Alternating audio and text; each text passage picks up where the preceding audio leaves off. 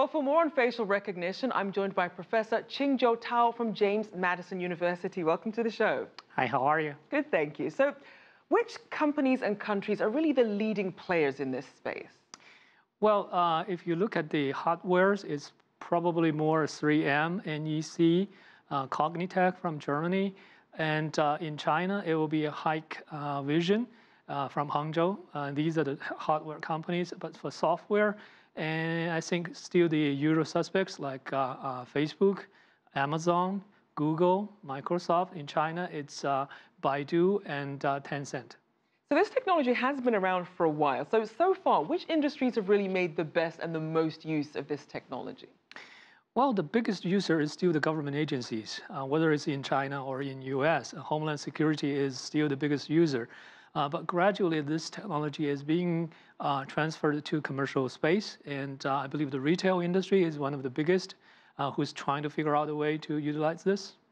Now, as with any new technology that comes about, there are going to be some concerns. I mean, obviously, this is people's faces. Absolutely. They take it very personally. So Yes. What would you say are the main concerns people have about this? Well, the biggest issue with all these biometric security technologies is that the great thing about it, it's unique. It's just about you. The downside is if we lose a password, we can replace it.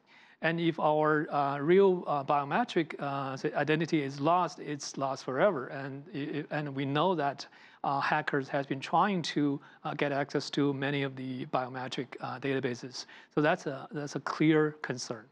Now, we did see with the Samsung's new phone, it has this retinal recognition, but they found that some people were able to hold up a photograph and still gain access.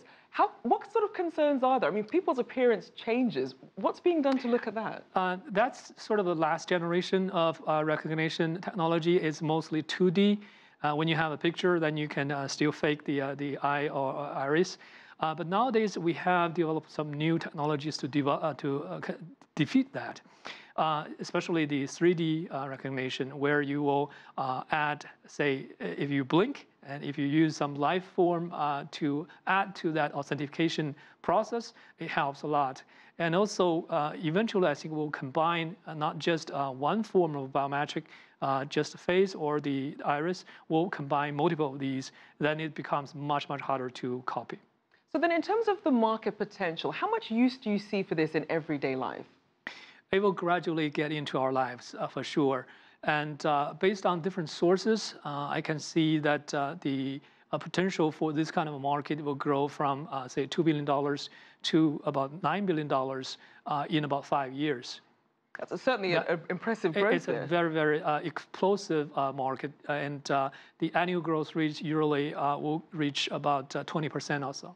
And how are lawmakers and government regulations keeping up with this pace of technology? They were not able to. They were trying, they were not able to.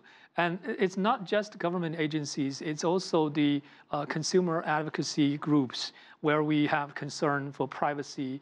And it will be a multi-stakeholder discussion where you have the industry trying to push this technology to the commercial field, and you have a government agency trying to oversee and regulate it, and then you have the consumer advocacy groups trying to come up with some kind of balance to protect the consumer's identity. And this is very precious identity. Oh, fascinating stuff indeed. Thank you so much, Professor Qingjiu Tao from Madison University. Thank you.